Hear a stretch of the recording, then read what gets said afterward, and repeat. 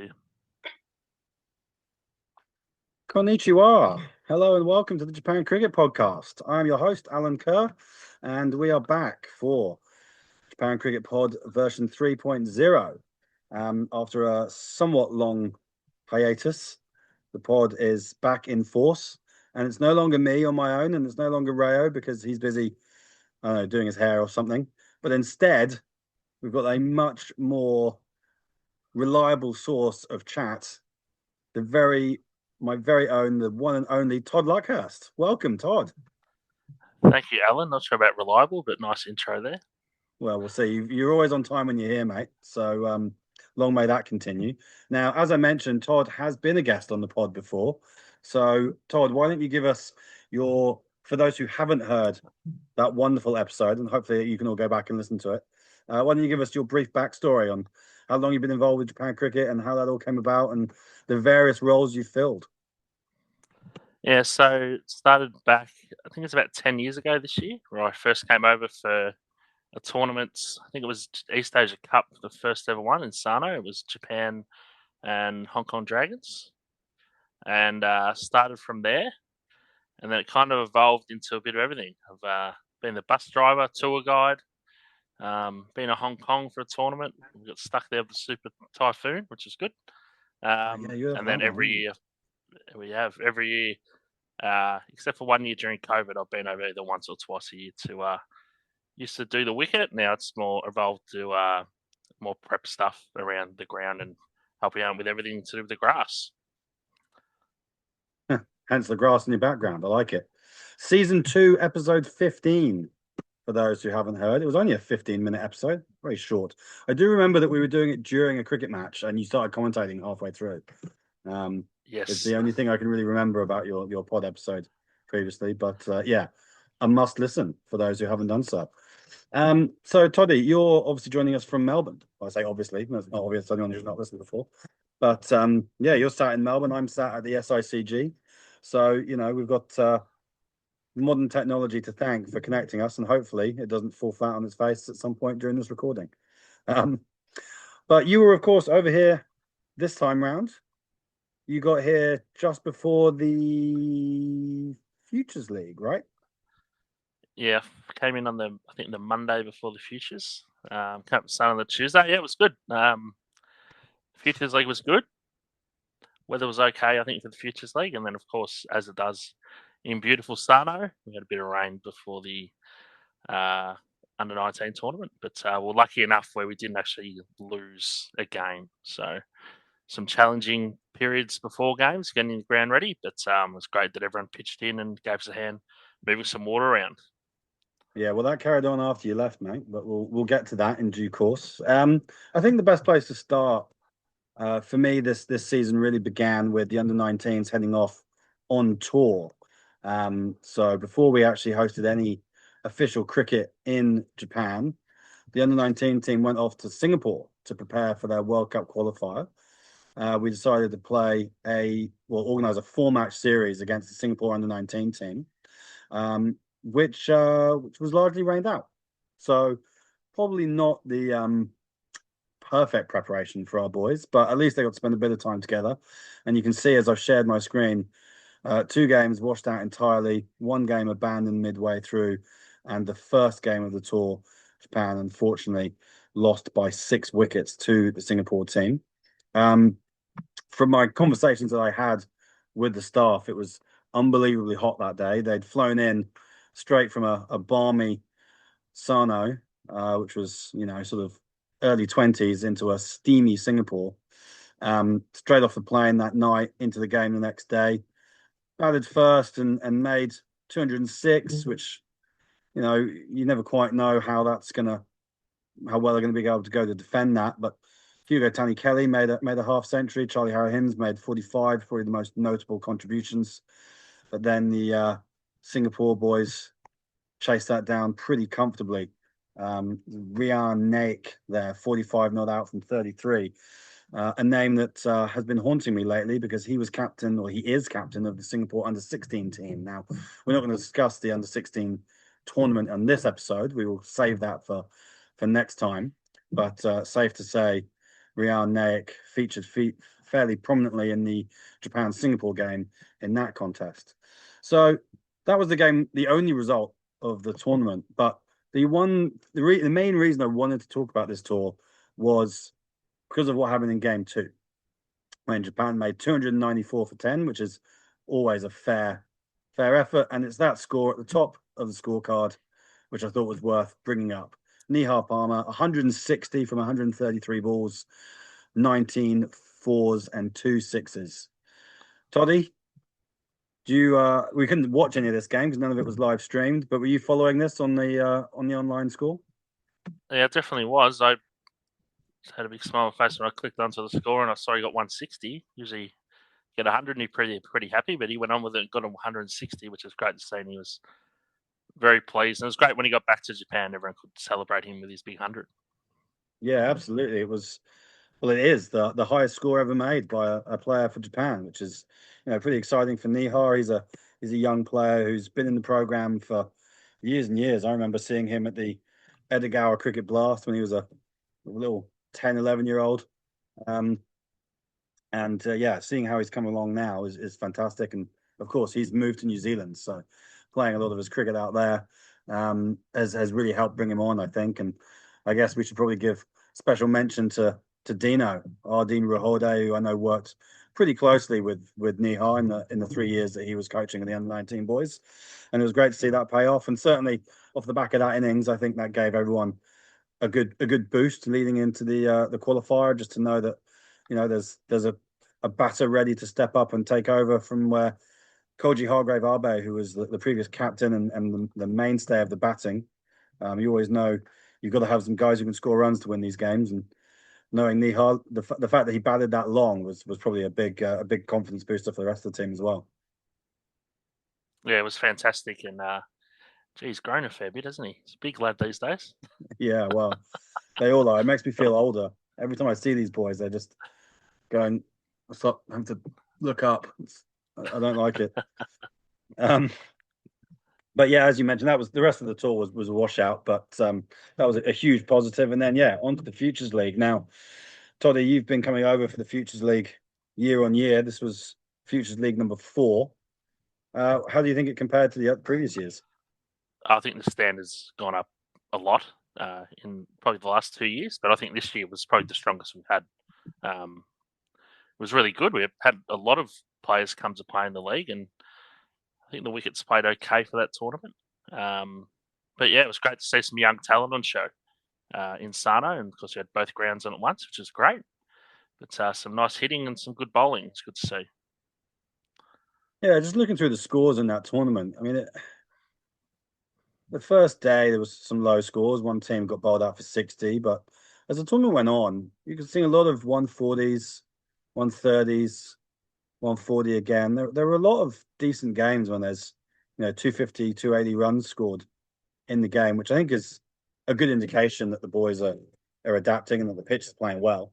As you mentioned, we didn't get any rain that week, which was a pleasant surprise. But I think the tournament itself has had a definite increase in standard. I remember year one, we only had, I think, 44 applicants for 44 places. So we scratched around, managed to get a few other players to make sure each team had a squad of 12. But this year, I think we had 120 applicants for, whatever it is, 52 spots. So yeah, it was a lot of disappointed people, but I guess that's a testament to how the competition's developed and the amount of people that want to play in it as well. And we didn't even include players who are under 23, but also already part of the Japan men's team. The only exceptions to that were Kato Stafford and Charlie Harrow Hinds, who both still in the under 19, so we let them go. But anyone who's sort of over 19, under 23, we said if you're in the men's squad, so no Loki Yamamoto Lake, no Koji Hargrave, guys like that, no Declan Suzuki. Those guys were given a breather for this year, which I think probably helped. Yeah, I think it did. I do recall the spin bowler. A lot of good spinners in the tournament. I was very impressed with the spin bowling. Actually, the bowling overall was fantastic, I thought. I think the bowling was one thing that had improved the year on year, and it's really good to see. Yeah, helped with the game's just getting a move on, doesn't it? Because it's always a bit painful if you see someone struggling and too many wides being bowled. But one of the things I think the feedback that we've had from the Futures League is people actually enjoy seeing the imperfections, like because you're not watching the highest standard of cricket, so your expectations aren't that every catch is going to be taken, every ball is going to be perfect, but instead you enjoy the good moments, right? It's like supporting a team that always wins, that you don't actually enjoy the wins anymore. You just kind of get angry at the losses. Whereas when you're watching a team of under 19s, under 23s, you know there's going to be young players in there. I mean, there were 14, 15 year olds playing in the tournament, right? So when you see them do something good, you're much more excited about it and you enjoy it that much more. And you see how much the kids are enjoying it as well. And I think that really adds to the vibe and the atmosphere around the whole event. Yeah, that was one of the biggest things for me was the enjoyment in the young kids playing the tournament. Like you could see this, the joy in their face that hit a four or take a good catch or get a wicket, and they were very excited, which was great to see, especially for the ones who are saying 14, 15 years old, and it really exposes them to the older boys in the squads, and it really makes it more of a team atmosphere more than what it is. As you know, it's quite difficult, isn't it, trying to when we have players coming from different areas. Once they all meet each other and act, and they're all really good. But I suppose it would be a bit anxious going into a tournament like that if you weren't in for your first time, you didn't know anyone. So, but one thing the boys all really are good at is getting around each other, having some fun. So it was great to see. Yeah, it's an interesting point you bring up there actually. I think it is worth talking about a bit more because the importance of this tournament and these kids coming in and playing with each other means that when we're then picking under 19 teams or even under 16 teams, they're not complete strangers. Suddenly they've all at least seen each other around. Some of them been teammates, and certainly I remember. I'm going to say 2 years ago. I guess it would have been the second Futures League when Charlie came over and played for the first time. And his two younger brothers came, Gabby and Monty, and they were deemed too young to play. Charlie was only 14, so they would have been 13. And they just kind of hung around on the boundaries and sort of played with each other and kind of hung out with one of the teams a little bit. But I know that they met Skylar and a couple of other kids who were around that time as well. And as a result, they've made their connections. And now when they come back last year and come back again this year, and they're playing together and they're on their same teams, now those boys are graduating up into the under 19s team. They're all together at the moment on the under 16s, and there's several other examples we could use as well. But now, because they've been here and they know each other, you're not arriving, putting on the Japan shirt for the first time, and not knowing anybody. You've met everyone, you know everyone, and I think that comfort in the environment, particularly junior cricket, is really important. Yeah, I agree. I do recall talking to Kosei Doggett's dad, and he said that he was his obviously first time there, and he didn't really know anyone, and they all went out for dinner one night, and then they're all best mates straight away. So that's a Yeah, part of that, isn't it? That camaraderie and getting together. And now, like, saw them at the end of the tournament before I left, and they're all like long lost brothers. yeah, it doesn't take long, does it? It And that's doesn't good. long. And It was great to see. I think that camaraderie that you mentioned that forged its way through and became a real um, obvious point in the under 19 World Cup qualifier. So I guess we should give a little bit of background to the under 19 qualifier, the structure of it. 16 teams for the under 19 Cricket World Cup. Um, the tournament itself will be held in Namibia and Zimbabwe next January, February. Um, so there's 11 spots for the full members, basically, are given, and then five qualifiers from, get this right, Americas, Europe, Africa, Asia, and EAP. So we play for the EAP spot, and they changed the structure this time around. So last time it was just one big qualifier for all the teams, but this year it's split into Division Two and Division One. So we qualified for Division One by virtue of finishing second 2 years ago in Darwin behind New Zealand, um, who were only competing because of not participating in the previous World Cup due to COVID. Um, so us and Fiji, who came third in that tournament, qualified automatically. And Papua New Guinea had won Division Two, which was held in Samoa last year. So just a three-team tournament, every team playing each other twice. So not a whole lot of games, really. You're only playing 4 games in the tournament, and the winner gets the place at the World Cup. So we were never quite sure going into these things. Under 19 cricket, it's very fluid. You're never quite sure what players are going to turn up for each team, and Japan took the field in the very first game of the tournament, played against Papua New Guinea. What were your thoughts going into that game, Tolly? Do you remember? We did manage to turn them over in Darwin, but it wasn't comfortable.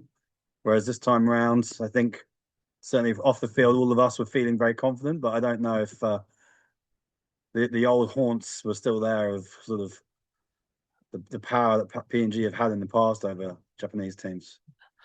Yeah, I wasn't as confident as everyone else. I was a bit comprehensive because of the history of Papua New Guinea cricket, especially the under 19s, where they've been quite strong. And in the previous tournament where they came to play in Japan in 2016, 2017, 19. that was 19. Sorry, got years wrong. They were quite strong then, and I thought they. I don't think they've dropped off, but I think the difference was that Japan had improved, and maybe Papua New Guinea have declined just a little bit. But I was quite surprised when Japan went out there and were strong winners for the first game of the tournament, which really put them in a great spot to go through. I thought going through the tournament that Fiji and Papua New Guinea improved as they went through the tournament, which was great to see. But Japan were just really too strong, which was good for Japan cricket. But it was a good tournament also. It's a good 50 over tournament, which we don't really get a lot of, do we, Alan? It's always usually T20. So Yeah, it good to was show good a to bit be of able a to longer format.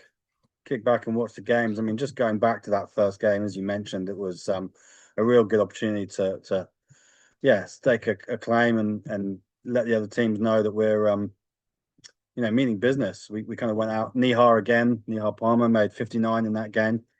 A couple of 30s from Nikhil Pol, Hugh Tani Kelly, and Japan. It was a shortened game because there was rain that day, so it was a 35 over game, but we still posted 177, sorry, for eight from our 35 overs, which was pretty decent. And then with the ball, we kind of just strangled them from the off. Really good opening spell from Kai Wall and Kaz Katama Stafford.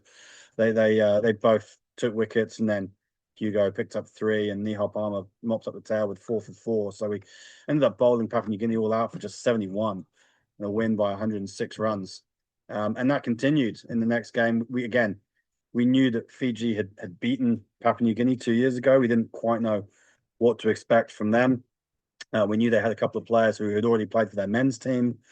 But I think, again, coming out in that game, Kato Stafford took a wicket early, and then the spinners just completely took over. Charlie Harahins taking 5 for 20.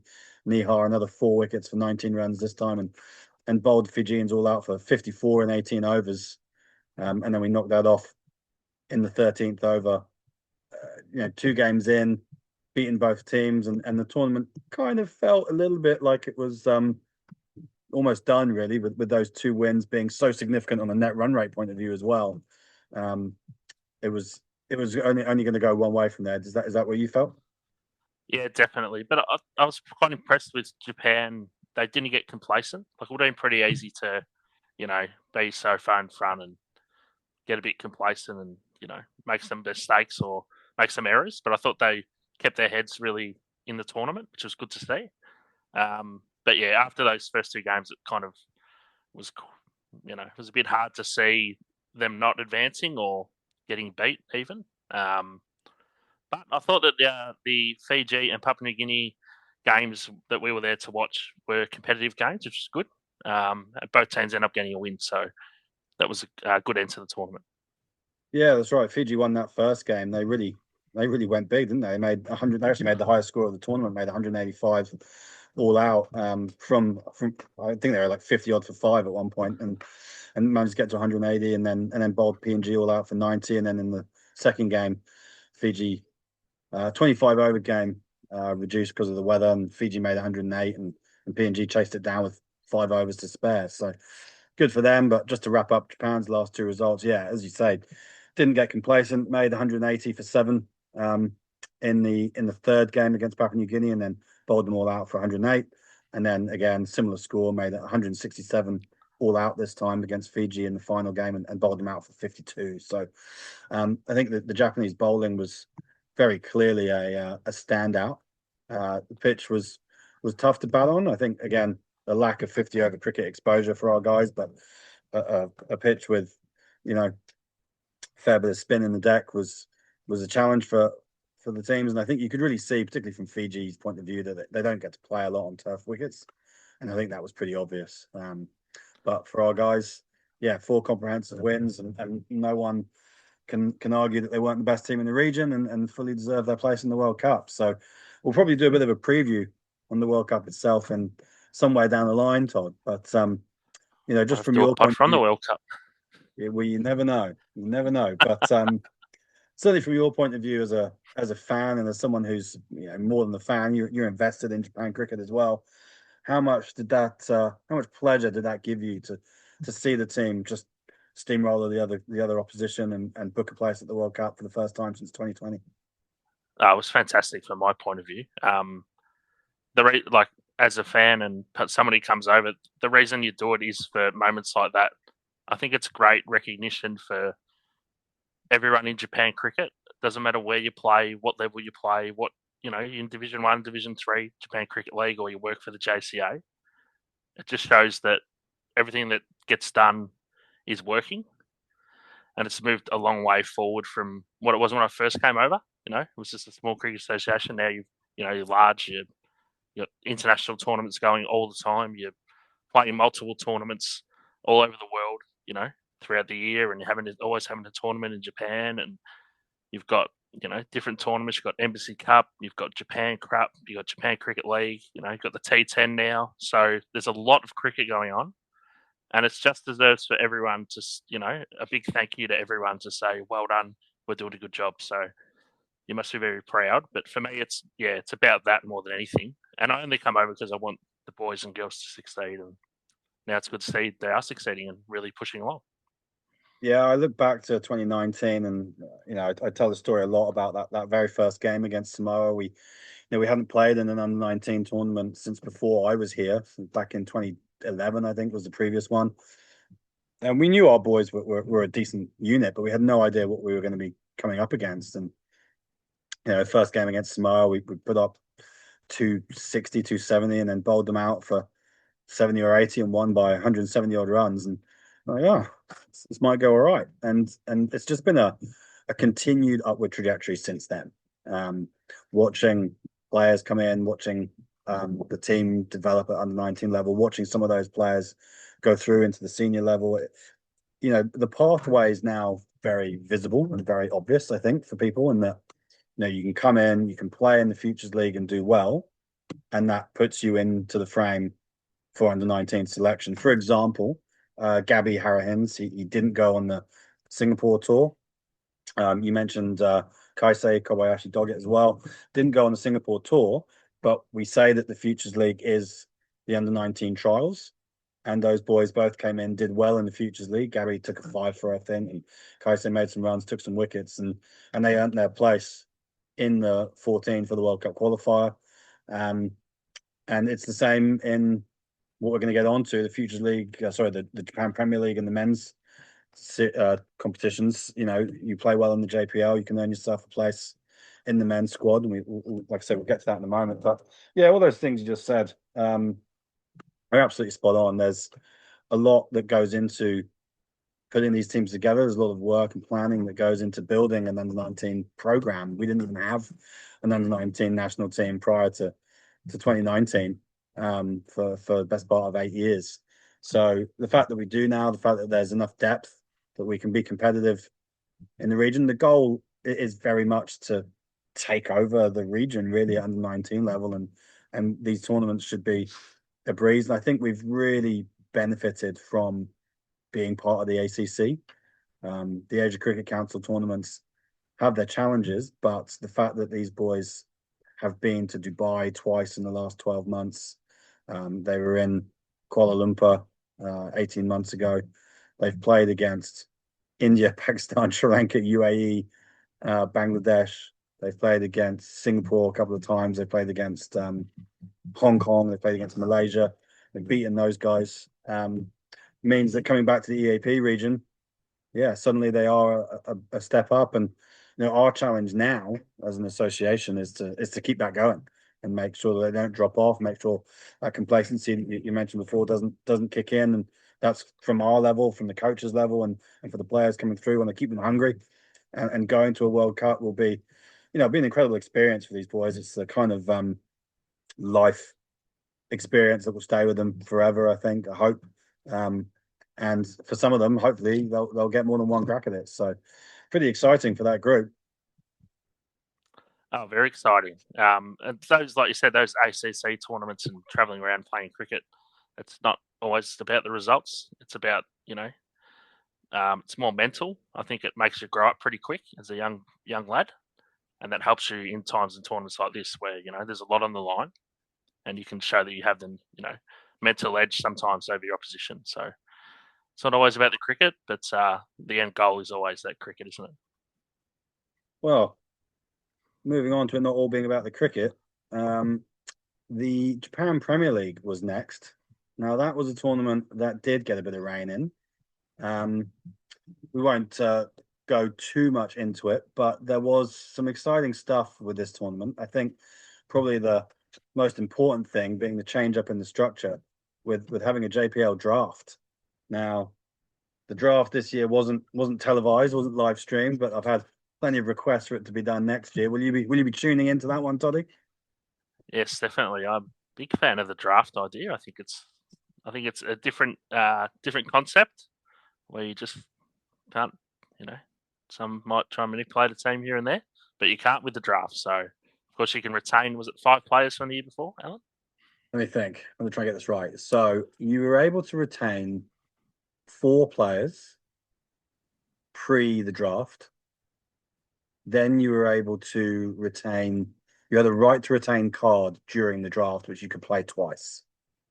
Okay. So if someone from your team was chosen in a round before your pick, you could play your right to retain card, and then you skipped your go the next time, which Mm-hmm. happened a few times. And yeah, we were looking at squads of 14, and as you mentioned, I think the reason we did it this time around was because over the last few years it had become quite obvious that some regions are stronger than others, and as a result, you've got good players missing out on playing in the Premier League just because of where they play their Japan Cup cricket.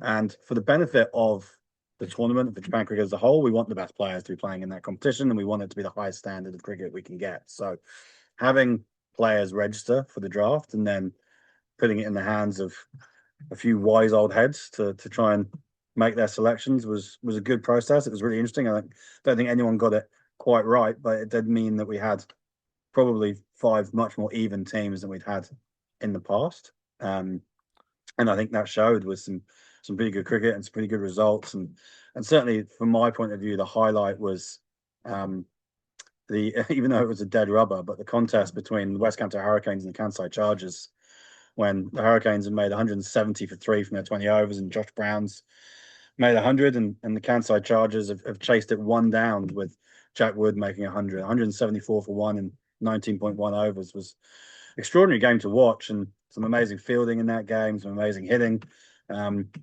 bringing 5 pros in and having them distributed evenly throughout the teams just gave a little bit of celebrity and a bit of professionalism as well.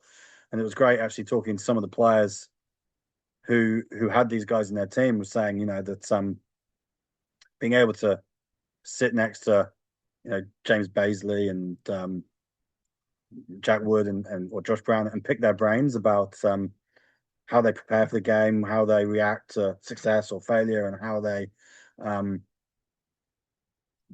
what routines they have. Just little things like that was enough to show these guys, oh, they're doing that even at this level when they're playing. So I should be doing that at every level I play as well.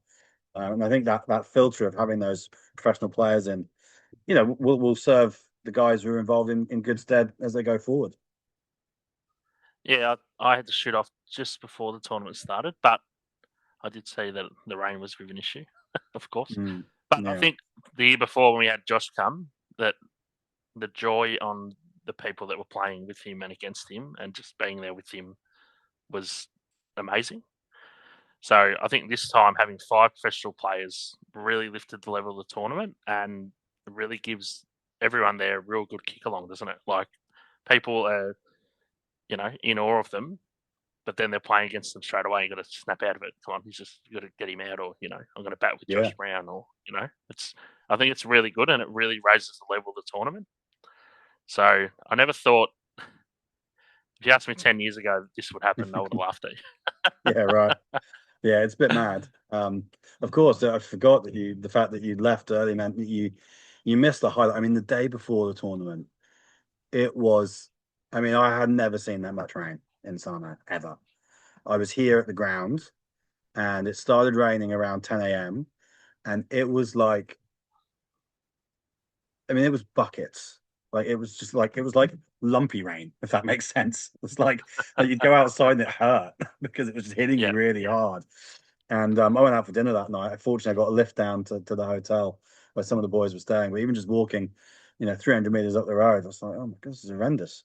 And it was amazing that we actually got games on the following morning. We only lost, I think, the first game on ground two was called off, but the game on ground one just got reduced to 15 overs and still got played. Um, so it was a fair effort by Mahesh, our groundsman, to get the games on. But what you did miss, Todd, was the Josh Brown story. So Brownie, yeah, Brownie went to check in for his flight, and his aftershave had leaked on his passport. So his passport was marked, and so they wouldn't let him get on the plane. They said, "Look, we'll let you get on if you want, but we think Japan will turn you around at the other end." So he's like, "Well, what can I do then?" So yeah, a trip to the embassy and $1,000 later, and he had a new passport and got his flight the next day. But I think West Cantor are a bit miffed that he missed a game, but can't be. You know, there's another passport story still to come, which is possibly even better, which I'll get to oh, later on in the piece. But yeah, Brownie had a mixed bag of a tournament with three ducks and 100. So even the big guns don't have it all their way over in Japan. Um, but yeah, I mean, I think the Japan Premier League has become an interesting opportunity for us. It's where certainly is the highest standard of cricket we have in Japan now, but it brings its own problems as well. People flying in from all over to play. The nature of the competition, we always say that everyone is going to sit out one game. Um, with the exception of maybe the pro and the captain. Um, they'll play every game, but everyone else is going to be rotated. That's the nature of having a squad of 13, 14 players. And when there's guys who have paid money to fly in, they don't always understand that. They don't always feel that's necessarily fair. But I mean, from my point of view, of course, the people who are in Japan are paying to be here as well. They've got to pay their own travel, whether it's from Kansai or even Tokyo. They've got to pay for their hotels. They've got to get time off work sometimes because people might work on weekends. So everyone's making sacrifices to be here. And I think that's something as an association that we really appreciate. And it's great that people do want to come from overseas to play.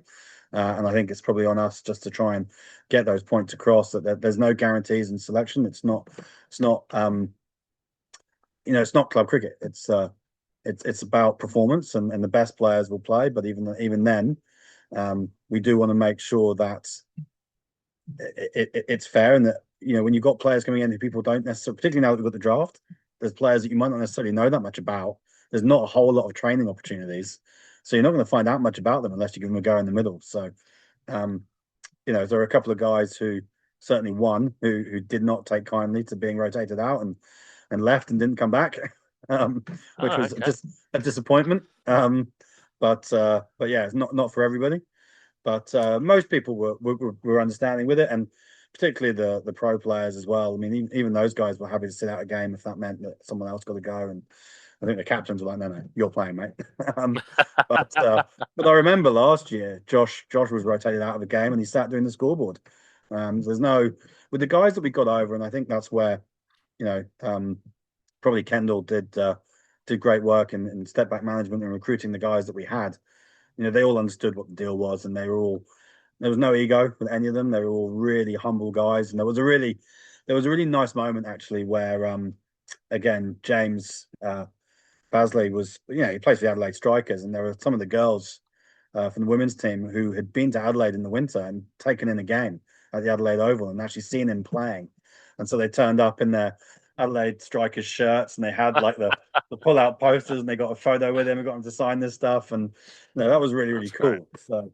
So, seeing that kind of stuff happen, it brings a little bit of celebrity and a little bit of razzmatazz to the JPL, and hopefully we can keep building on that because it was a fantastic 3 days, and I think the standard of cricket is definitely getting better and better in that tournament, and it's something that I think everybody wants to be part of, and everyone wants to, everyone enjoys watching. So I think the more that we can try and promote it and get people to come and see it is definitely the way forward for us. No, definitely, that's great. We want a bit of flair and bit of pizzazz, but going back to the selection policy, I mean, realistically, you could, as you saw in that game where Wood made 100, if you were the player who was batting 4, you didn't get a bat, Yeah, so you know, go and you back might not have exactly. bowled anyway. Yeah, So that's cricket. That's what happens in team sport, unfortunately. Someone's always going to miss out. If there's a policy that you're going to rotate the players, then you just got to cop it on the chin. yeah, it is part of it. And I think that I should probably go through the results. It was another win for East Canto. So despite doing our level best to make it a more even playing field, East Canto Sunrisers still walked away with a trophy after a fairly comprehensive win over the Kansai Chargers in the final. And it was funny speaking to their coaching team. They were very much at the start of the last day.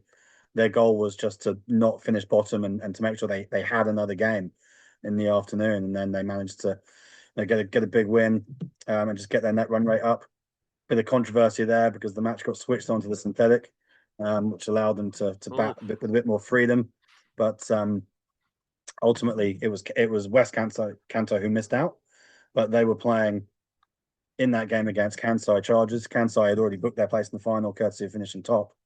But West Kanto needed to win that game to make sure that they finished second. They weren't able to do that, and then East Kanto opened the door for East Kanto to get through on that run rate. So, yeah, it was all dramas, and then thanks to that little life, East Kanto then took that momentum into the final to win it. So, yeah, it was as always, it was all kicking off, and the drama was very real, and it was a tough tournament for West Kanto, who finished bottom of the pile, but they'll be getting first pick in the draft again next year. So, be interesting to see where they go.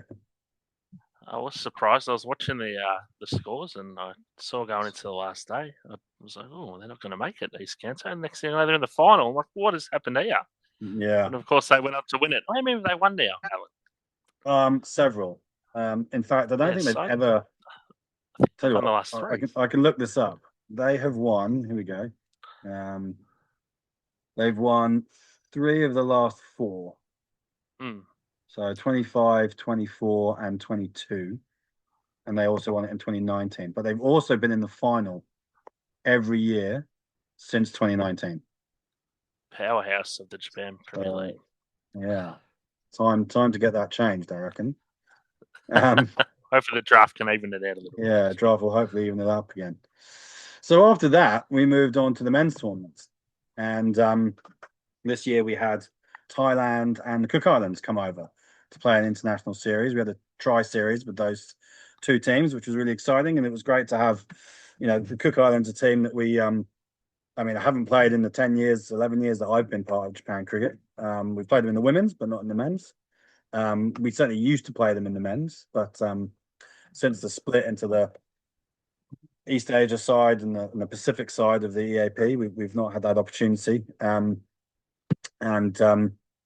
they came in and they took on Thailand as well. And they actually beat Thailand in the first game of the tournament, which was probably a bit of an upset. That tournament. So they restricted Thailand to 124 and then chased it down with an over to spare. So a good win for the Cook Islands. And then Japan took on Thailand the following day. Struggled a little bit with the bat, made it to 110 for 9, but then bowled Thailand all out for 49. So at that point in the tournament, Japan looking pretty confident. Thailand then went on the next day to defeat the Cook Islands, get their revenge. Quite an easy win in the end. They bowled them out for 72 and then knocked it off. Just 2 wickets down with 7 overs to spare. that afternoon, Japan heaped a bit more misery on the Cook Islands. They were struggling that day, and Japan they were struggling with injuries. The Cook Islands they started to mount up pretty fast, and Japan made 105 that day. Again, all out in the final over, but then restricted the Cook Islands, bowled them all out for 71. Um, but then there was a yeah, real disappointment on 10th of May when the rain hit hard overnight again, and there was no chance of play on that day. So the day that Japan had a double header lined up, both games got washed out, so we didn't get to play Thailand or the Cook Islands again, and that led into Japan perhaps being a little bit undercooked for the final, um, and slipping up against Thailand. So the Thai guys were being delighted with their result. Japan batted first and made 106 for 8 from 20 overs, and Thailand chased it down with one ball to spare, finishing 109 for 4. Japan just not quite able to get over the line. I know you had been watching those games. Todd, what did you make of it? I thought, yeah, I watched a fair bit of the games. A shock result in the final, but I think I was watching the final, and were they 3 for 40 after 10 or something like that? Something like that. They Yeah. So I got the actually turned scorecard it off. here. I think I was doing something, and then I turned it on back on the end. I'm like, gee, this is a bit of a shock result, but I thought the Cooks in their Yeah, three games for they 60. 3 for 60, yeah, and they chased it down. But yeah, no, I thought the tournament was okay. Obviously, it was hit by weather again, which is a bit of a shame. But yeah, a bit of a shock result in the final game.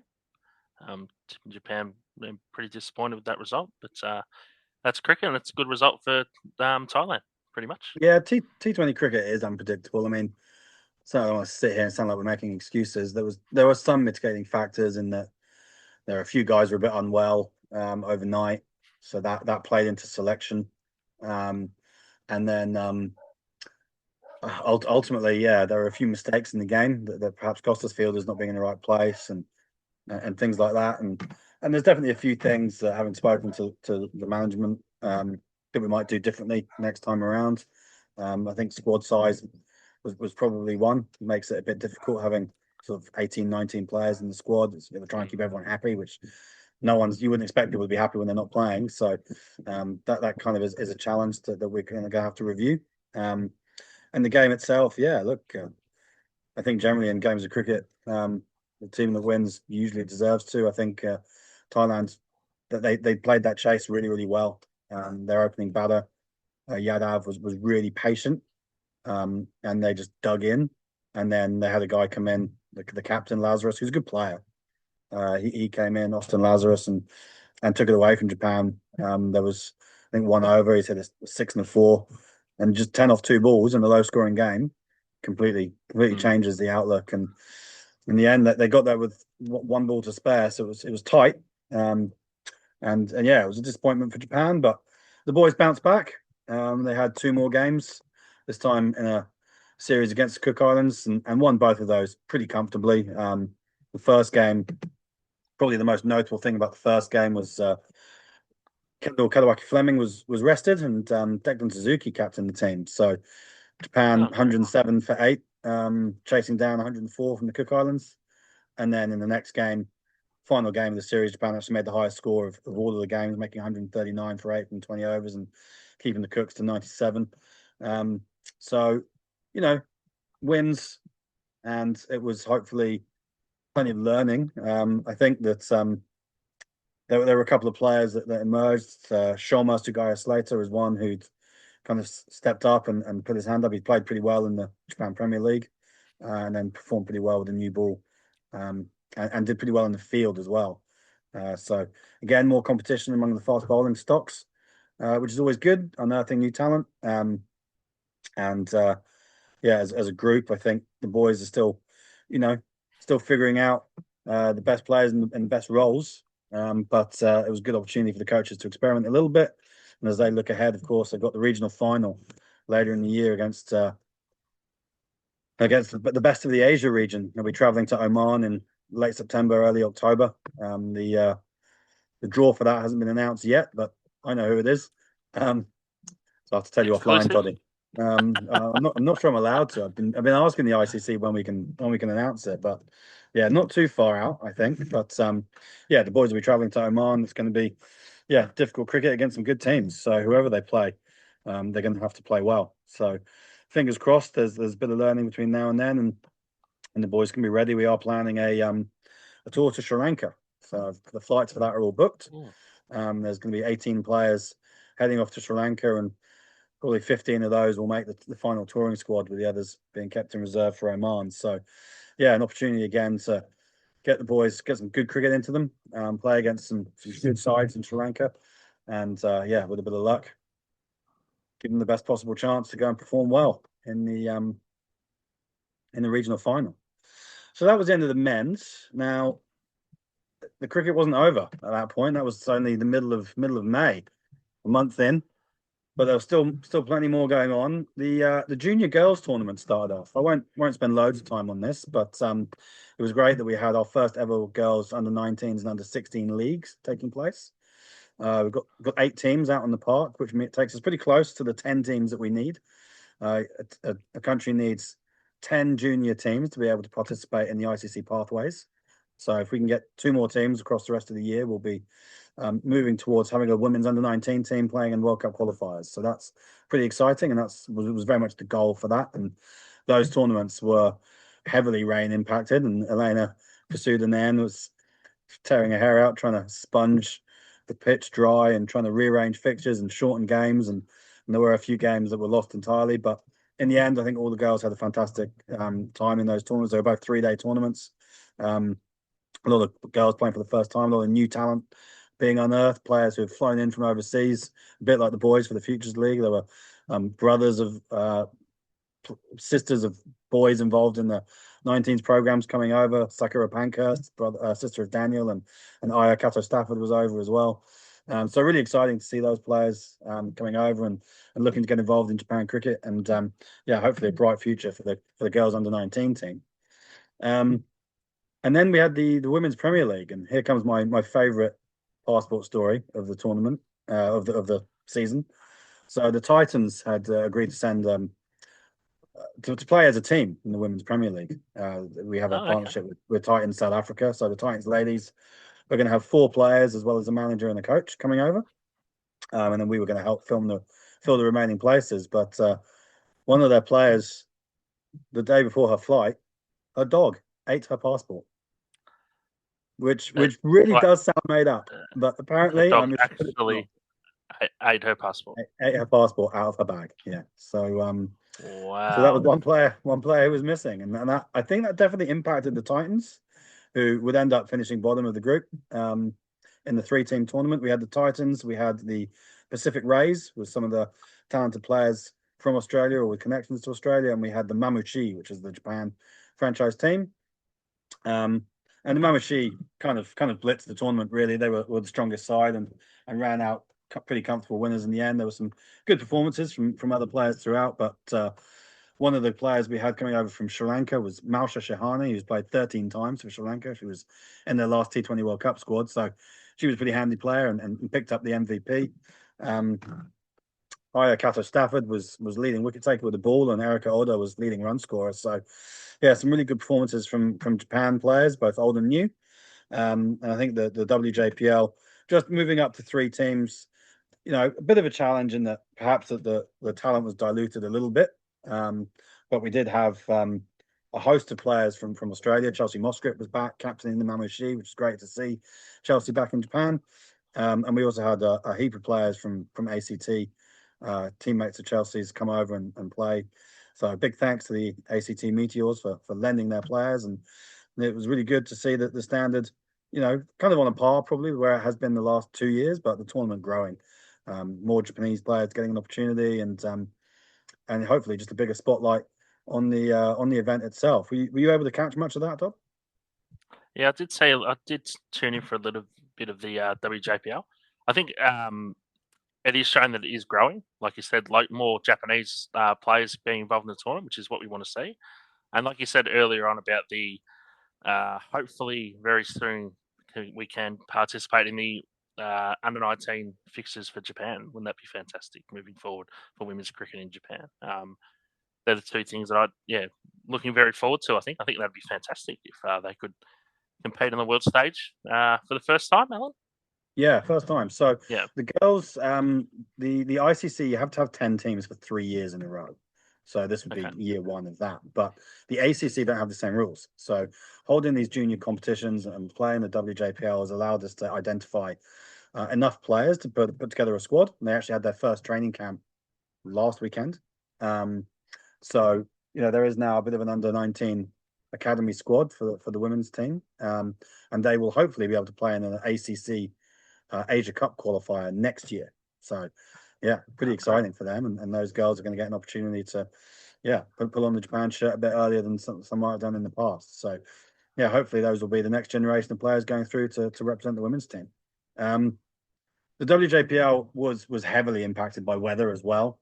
We had quite a few games washed out. I'm just looking at refreshing my memory. We had we had 2 full days washed out.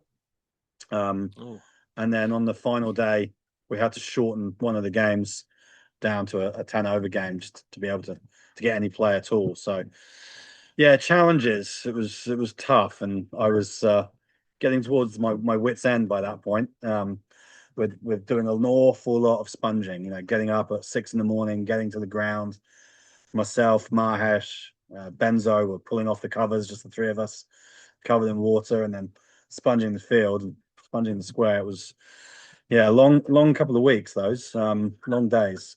But pleased to get the cricket on, pleased that the girls got something out of it, and it fed in quite nicely to the women's Sano City Women's International Trophy, which was the final tournament of the season. And again, got off to an interesting start. Weather impacting things again. The Japan women's team had a game against Mongolia on day one, which was washed out. Day one of the whole tournament, completely washed out. So, we played Mongolia at the back end of last year and beaten them quite comfortably. So it was disappointing to miss out on an opportunity to play a game where we probably thought we had quite a good chance to win that game. And even more frustrating was that China were due to play Hong Kong that day. And I think everybody wanted to see that game. And in the end, those two teams didn't get to play at all. So not quite sure how things might have panned out. But in the end, Japan have lost their game against arguably the weakest team in the tournament. Meanwhile, China lost their game against the best team in the tournament, certainly in terms of rankings. So that meant that when Japan played China, even though we beat them, net run rate became a factor later on because both teams were going to finish with one loss and one abandonment. So the girls did do very well in that game against China, but they started the tournament with a defeat to Hong Kong. Again, rain affected, and it was frustrating as we sat there sort of waiting for the ground to dry. You knew that the shorter the game was, the more it played into the Hong Kong hands, and so it proved. In a 9-over contest, Hong Kong made 86 for 3 from their 9 overs. And Japan had a good crack at it. We got to 67 for 3 from our 9 overs, but still 19 runs short of the Hong Kong total. And then China came out that afternoon and played a full game against the Philippines, and were able to bowl them all out for 50 and chase it down 5 wickets down. So it wasn't easy for them, but they got there. And then the following day, China kind of steamrolled Mongolia, really bowled them. Well, they kept them to 32 for 9 from 20 overs, which was a long morning. And then they chased it down in the 9th over, with a loss of 3 wickets. And then the Philippines and Hong Kong game that morning had been washed out. So Hong Kong were really struggling to get on the field, to be honest. But then probably Japan's real step up was in beating China on the 6th of June, scoring 94 in their game, and that's where Kato Stafford really stepped up and put on a good opening partnership with Kurumi Ota. And I think probably the thing to mention here is that the Japan preparations for that tournament were thrown into chaos, really. First of all, Akari Nishimura pulled a quad in the WJPL final.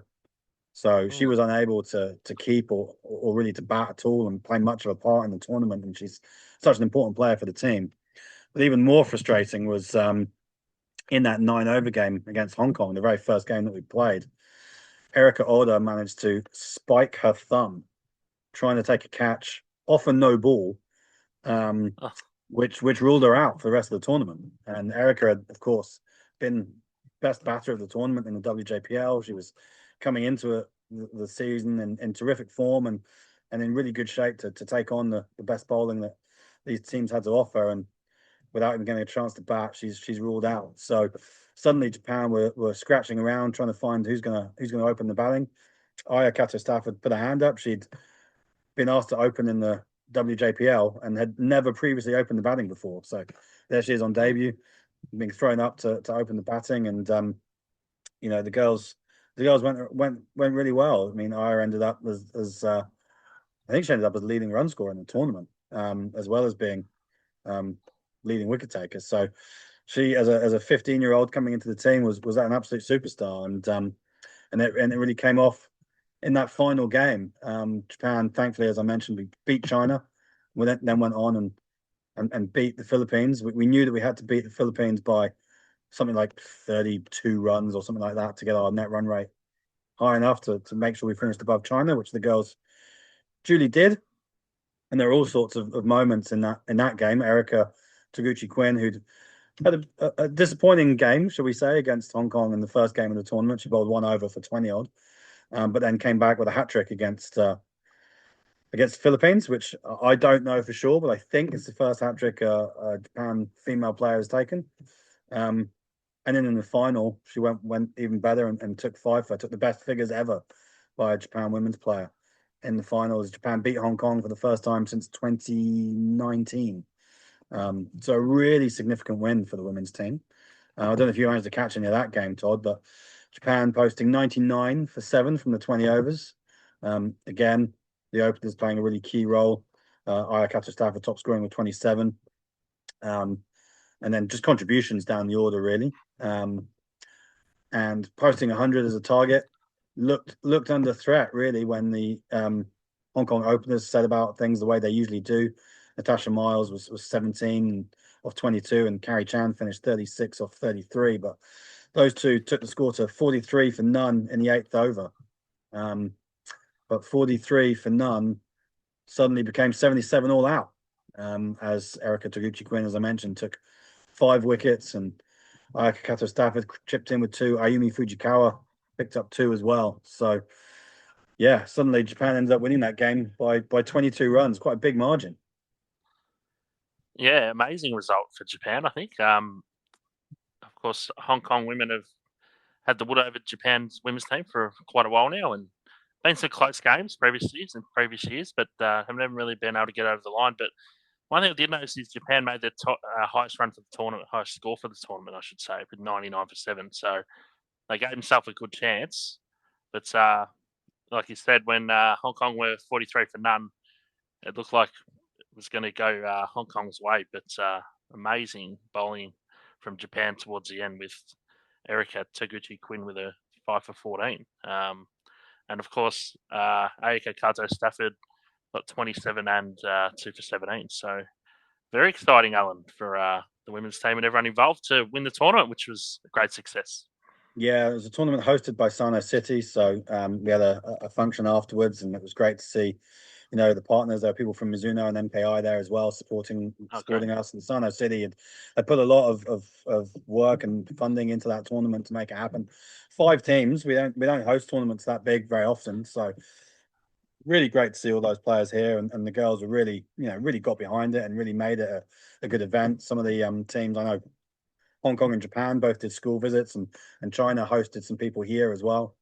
Um, so really great to be able to do some community outreach as well, not just about the cricket, but actually grow the sport and engage with the local community. So real positives in terms of developing the game and building a presence for the game in Sano as well. Um, it was a fantastic tournament for the girls to get that win over Hong Kong, as you mentioned. I lost track of how many times they've beaten us in a row, 6, 7, 8 potentially. Yeah. There's been there's certainly been one super over and one last over match, and when we played them in Korea last year, we thought we'd posted a pretty good score, only for them to chase it none down. So I think we have to acknowledge that Mariko Hill not being in the team for them helped, but then as mentioned, we were without arguably our best batter, two senior players, and Shima Kolkato wasn't here either, and she's been a mainstay of the team for the last few years, but couldn't get her time away from studies in London. So, we were nowhere near full strength either, and to be able to beat them ultimately pretty convincingly was really satisfying, and it's a rivalry that I think will continue to grow and grow. So, exciting time for the girls. They will go on now to play the Women's ICC World Cup qualifier in Fiji, which will take place in September. The draw for that is out. It's 8-team tournament, so it's going to be 2 groups of 4, which is the first time they've done that. And hopefully Japan will get through the group, get into the semi-finals, and then once you're into the last 4, anything can happen. So, the strong teams of Samoa and PNG and Vanuatu and Indonesia.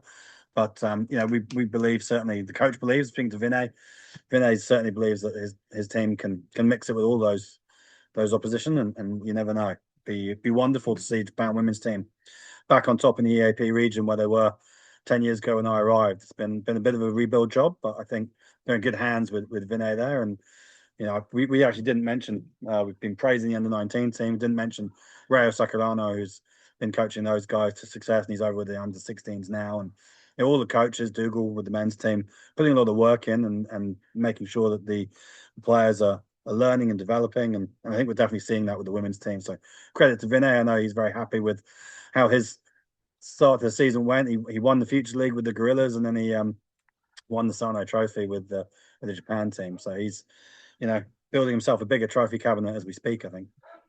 He's the super coach, Vinay, isn't he? Winning everything at the moment.